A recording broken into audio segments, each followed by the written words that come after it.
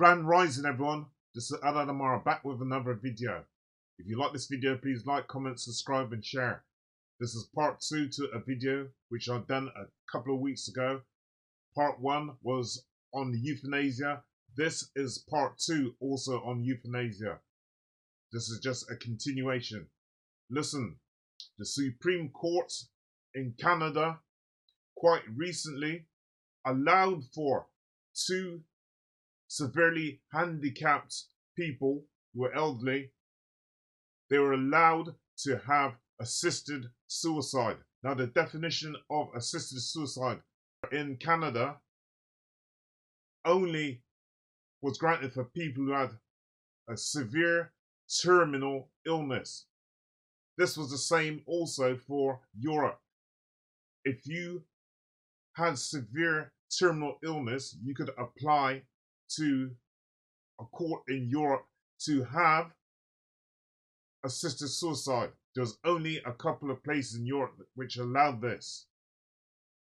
But what I want to talk about here is that with this assisted suicide in Canada, they've broadened it again to include people who've got a mental illness. Now, the problem with this is that mental illness is quite a broad definition.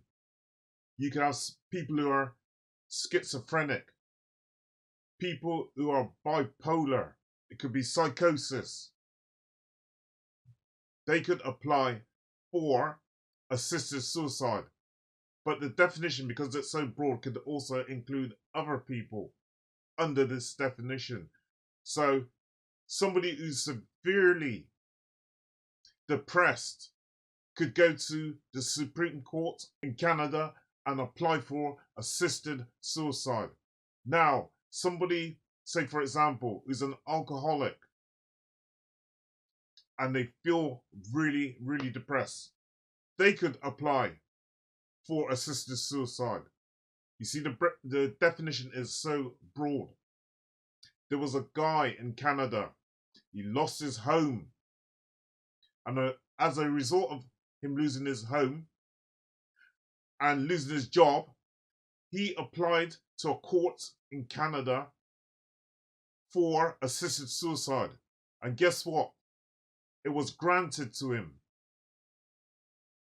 It's only the fact that some group helped him out financially that he decided not to go ahead with it. Now, this definition, as I say, it is so broad. It can cover schizophrenia, it can cover bipolar, psychosis, and even severe depression. And there's a whole heap of other types of mental illness. I'm going to read something out to you now. All right. This is going back in Germany, all right, during the Second World War under Hitler. Euthanasia was used there. Check this out. This is entitled Unworthy of Love. This is about the Nazi medical killing program that was responsible for the murder of mentally and physically disabled people during the Second World War. As Adolf Hitler consolidated his power at home in anticipation of war, he moved not only against Jews, Sinti, and Roma, but against those Aryans he considered unworthy of life. People with epilepsy, alcoholism, birth defects, hearing loss, mental illness, personality disorders, as well as those who had vision loss or developmental delays, or who suffered from certain orthopedic problems. Hitler viewed them as marginal human beings who had to make a case for their own survival at a time when the nation was preparing for war.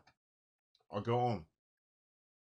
You see, Hitler used euthanasia, right, to get rid of certain types of people. So how do we know in the future that this might be used in countries such as Canada, America, the UK, in the actual fact worldwide. I go on. The first to be eliminated were too young to speak on their own behalf. In the fall of 1938, the parents of a severely disabled infant petitioned Hitler for the right to kill their child. He granted the petition and saw in their request an opportunity to encourage what he called mercy killings or euthanasia. In fact, according to Robert N. Proctor, the goal was not to provide mercy to the victims, but to improve the Aryan race and make hospital beds and personnel available for the coming war. Hitler also thought that the war might minimize protests from Germans who learned of the deaths. According to Hitler's chief medical officer, the Fuhrer was of the opinion that a program could be put into effect more smoothly and rapidly in time of war. The following spring, Hitler set up a committee of physicians to prepare for the murder of mentally and physically disabled children, known as the RICK Committee for the Scientific Treatment of Severe Hereditary Incongenital Diseases.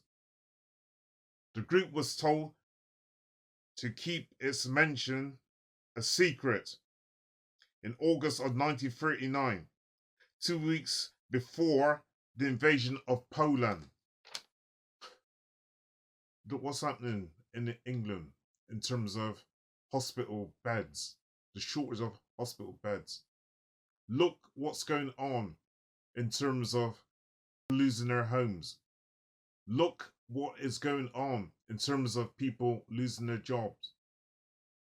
If this euthanasia is allowed to become a much more wider category of people who can actually go forth and try and get assisted suicide, do you not think that some of these groups of people might fall underneath this euthanasia? The lack of hospital beds, people getting depressed because they've lost their jobs and their homes and all the rest of it. Could this possibly cause another rise in a program like what Hitler had?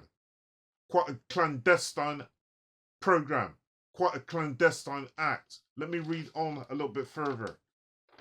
The committee members asked the doctors and midwives to fill out a questionnaire that would identify children born with various deformities and disabilities. Initially, the focus was on children under the age of 3. The committee claimed that it was using the information to clarify certain scientific questions. This questionnaire seemed to be quite a clandestine thing, right? Because what was really happening behind the scene, it was that Hitler wanted to get rid of certain groups of people, right? Certain groups of people. This questionnaire was a clandestine act, right?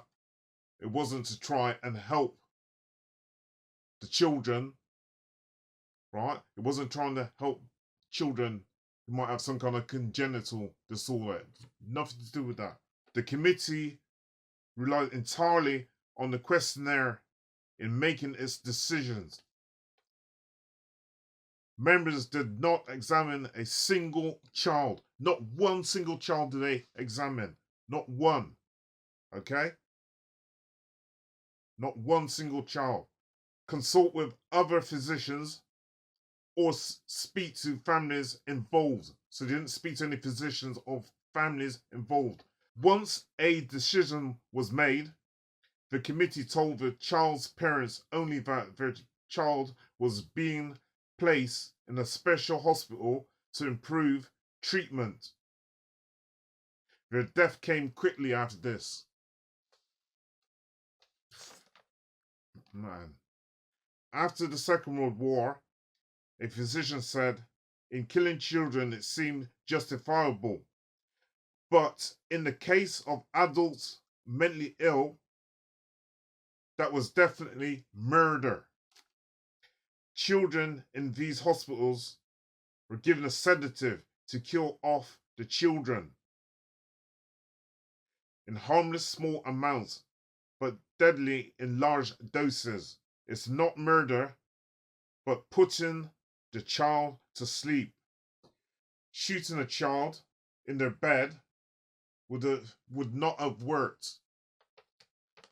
So shooting a child in bed would not have worked, but by putting them to sleep, it seemed much more humane,